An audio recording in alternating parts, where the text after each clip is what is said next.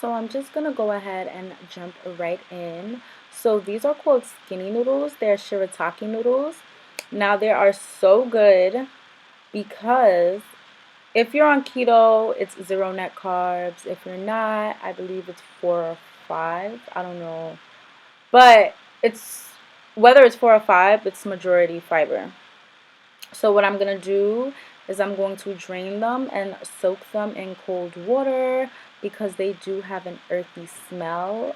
I say it smells like dirty pum pum, but that's neither here nor there. Now while I go ahead and soak them in some water, I'm going to take, and you already know, take my chicken broth and put equal parts of chicken broth to water and put that to boil. The difference between these and most noodles are that these are already cooked. You just probably want to soften them a little bit, so you're going to put them to boil for about 2 to 3 minutes. I think I left them in there for about 3 to 5.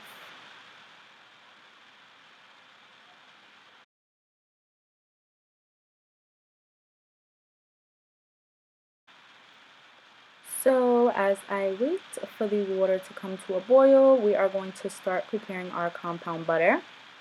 So I went ahead and softened 1 tablespoon of butter in the microwave. I took some minced garlic and some parsley as well and just kind of combined those together. I then went ahead and threw it in the fridge just so it would be a little more hardened for when I was ready to use it. Later on in the video, you're going to see I ended up having to make more compound butter, but I rather make not enough than too much.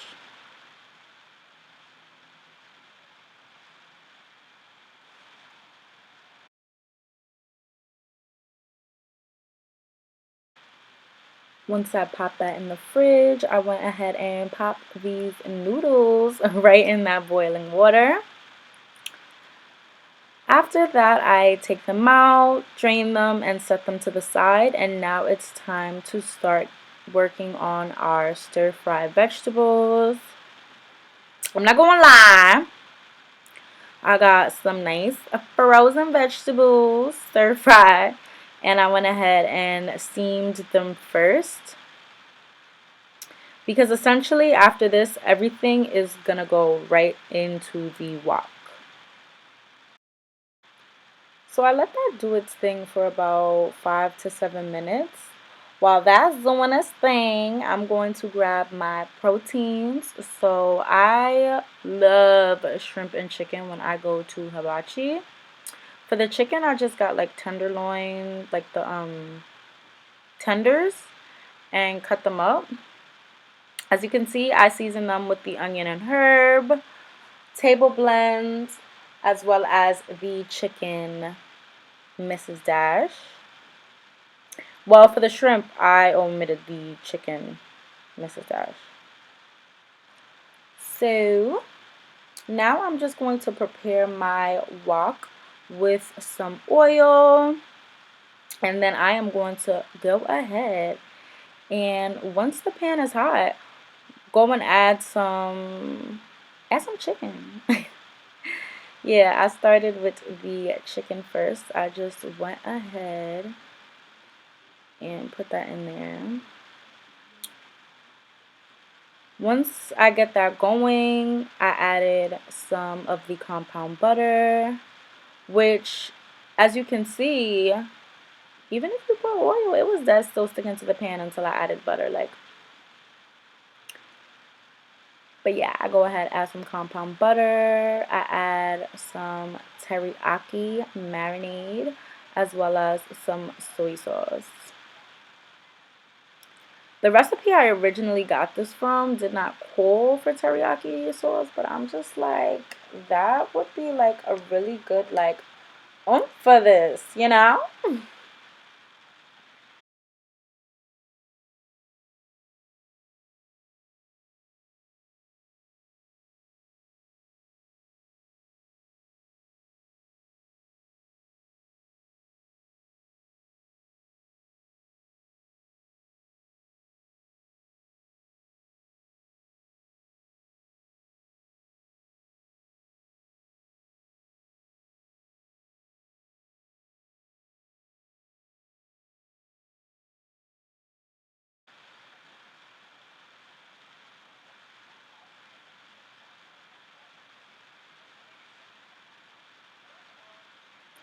Now, once you feel like your chicken is cooked inside out and you feel like it has like a nice brown color, you're just going to go right ahead and remove it from the wok.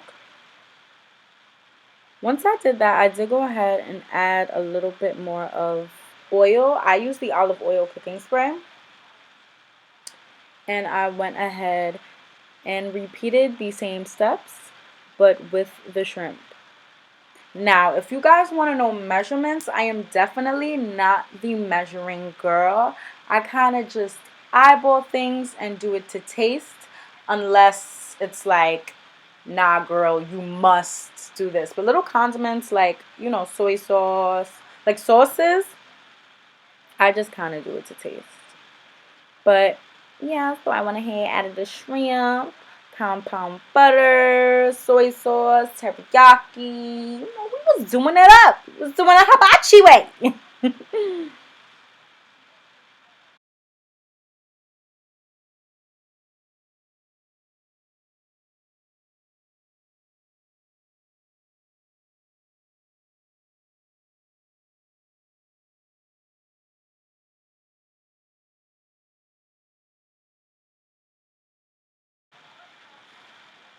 So the shrimp definitely doesn't have to be left in extra long because shrimp definitely cooks faster than chicken.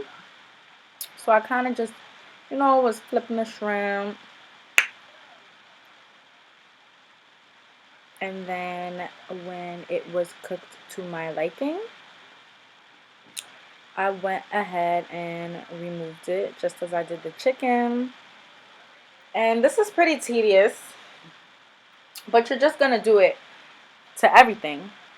So for instance, once I took this out, I went ahead, got my steamed vegetables, which do not let them sit too long. They will be soggy and unenjoyable. I'm telling you, frozen vegetables that are soggy, I hate that. But again, I just went ahead, added some oil, compound butter, the works.